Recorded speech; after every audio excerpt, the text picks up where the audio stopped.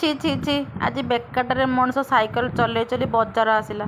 ଭାବିଥିଲି ବଜାର ଆସିବି ତ ମୋ ପୁଅର ଟିକେ ବ୍ୟାଗ୍ ସିଲେଇ କରିଦେଇକି ଦହିବରା ଖାଇବି। ଦହିବରା ତ ନଥିଲା, ଖାଲି ଆହାର କେନ୍ଦ୍ର ଖୋଲା ଥିଲା। ସେଇଥିପାଇଁ କହିଲି ବେକାରଟାରେ ମୁଁ ଏତେ ବଡ଼ ବଜାର ଆସିଲି ସାଇକେଲ ଚଲେଇ। ତା ବାବା ମାଗୁଥିଲେ ଯେ ମୁଁ ଗାଡ଼ିରେ ନେଇକି ସାଇକେଲ ସଜ କରିଦେବି। ମୁଁ ଏକା ଜିଦି କଲି ନାଇଁ, ମୁଁ ବ୍ୟାଗ୍ ନିଜେ ସଜ କରିବି, ଦହିବରା ଟିକେ ଖାଇକି ଆସିବି। ଦେଖିଲାକୁ ଦହିବରା ନଥିଲା, ଖାଲି ଆହାର କେନ୍ଦ୍ରଟି ଖୋଲା ଥିଲା। ମୋର ବ୍ୟାଗ୍ ସିଲେଇ କରିଦେଲି। ତାପରେ ଘରକୁ ଆସିଲା ପରେ ଜୋର ତ ଭୋକ ହେଉଥିଲା, ଦହିବରା ତ ଖାଇ ହେଲାନି। ତାପରେ ଚାଲୁ ଘରେ କ'ଣ ରାନ୍ଧିକି ଖାଇବାକୁ। ମୋ ପୁଅକୁ ପଚାରିଲି, ପୁଅ ଆଜି କ'ଣ ବନିବ? ମୋ ପୁଅ କହିଲା କି ଉପମାକୁ ଆଳୁଦମ ତରକାରୀ। ମୋର ଆଳୁଦମ କରିବାକୁ ଇଚ୍ଛା ନଥିଲା, ମୋ ପୁଅର ମନଟା ଖାଲି ଦୁଃଖ ହେଇଯିବ ବୋଲି ବାଧ୍ୟ ହେଇକି ଏଠୁ ଆଳୁଦମ ତରକାରୀଟା କଲି। ଏପଟେ ଉପମାକୁ ଏ ଯେଉଁ ସୁଜିକୁ ଭାଜିକି ରଖିଦେଲି। ତାପରେ ଟିକେ ତେଲ, ସୋରିଷ, ଭୃଷଙ୍ଗ ପତ୍ର ତ ଗଛ ସବୁ ନଣ୍ଡା ହେଇଯାଇଛି, କିଛି ବି ପତ୍ର ନଥିଲା ତୋଳିବାକୁ। ତାପରେ ପିଆଜ, ଟମାଟୋ, ଟିକେ ଅଦା ପକେଇଦେଲି। ନାଇଁ, ଗେଣ୍ଡା କାହିଁ ଖାଇବି, ସୁଜି ଖାଇବି, ଉପମା କରିକି ଖାଇବି।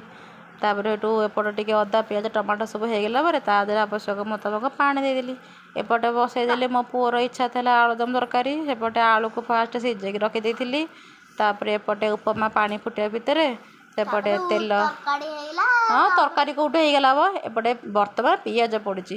ତାପରେ ସେଠୁ ଯେଉଁ ସୁଜି ଭାଜିକି ରଖିଦେଲି, ସୁଜିକି ପକେଇକି ତାକୁ ଗୋଟେ ଘୋଡ଼େଇ ଦେଲି। ତାପରେ ଆମର ତରକାରୀ ହବାକୁ ଗଲା। ତାପରେ ଟିକେ ପିଆଜ ଭଜା ହେଲା।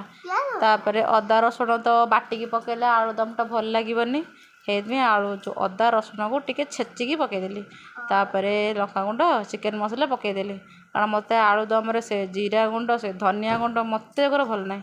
ଖାଲି ଅଦା ରସୁଣ ଛେଚିକି ପକିଆ ହେଇଥିବ, ଚିକେନ ମସଲା ଟିକେ ପଡ଼ିଥିବ, ଆଉ ଟମାଟୋ, ତାପରେ ଆଳୁ ତାକୁ ପିସ୍ ପିସ୍ କାଟିକି ପକିଆ ହେଇଥିଲା। ତାପରେ ତାକୁ କଷେଇ ଦେଲା। ଆଗ କଷିଆ ହବ ନା, ଆଉ ତାପରେ କଷିଆ ହେଇଗଲା। ତାପରେ ଟିକେ ପାଣି ଦିଆ ହେଇଗଲା। ତାପରେ ଆମର ହେଇଗଲା। ମୋ ପୁଅକୁ ତ ତରକାରୀ ବହଳା ବହଳା ହେଲେ ଭଲ ନାହିଁ, କାରଣ ତାକୁ ଟିକେ ଝୋଳ ପାଣି ହେଇଥିବ, ତାକୁ ଟିକେ ହାପୁଡ଼ିବାକୁ ଭଲ।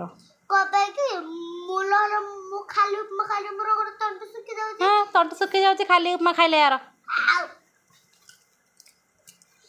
ତାପରେ ସେଠୁ ଚାଲି ମୋ ପୁଅକୁ ଖାଇବାକୁ ଦେବାକୁ। ମୋ ପୁଅ ତ ଦେଖୁଥିବେ କିନ୍ତୁ ପାଠ ପଢ଼ୁଛି, କିନ୍ତୁ ଗଡ଼ିକି ଶୋଇକି ପାଠ ପଢ଼ା ହେଉଛି। ଇଏ କି ପ୍ରକାର ପାଠ ପଢ଼ା କେଜାଣି? ଆପଣଙ୍କ ଘରେ ପିଲାମାନେ ସବୁ କିଏ କେମିତି ସବୁ ପାଠ ପଢ଼ୁଛନ୍ତି ସବୁ କମେଣ୍ଟ କରିକି କହିବେ। ତାପରେ ମୋ ପୁଅ ପାଠ ପଢ଼ି ପଢ଼ି ହାଲିଆ ହେଇଯାଇଥିଲା। ତାପରେ ତାକୁ ଦେଇଦେଲି ଉପମାକୁ ତରକାରୀ। ତା ମନ ପୁରା ଖୁସି ଦେଖିକି ଆଉ। ତାପରେ ଆଉ କି ପାଠ ପଢ଼ା ହେବ, ଖାଇ ଦେଇକି ଆଗ ଶୋଇ ପଡ଼ିବ।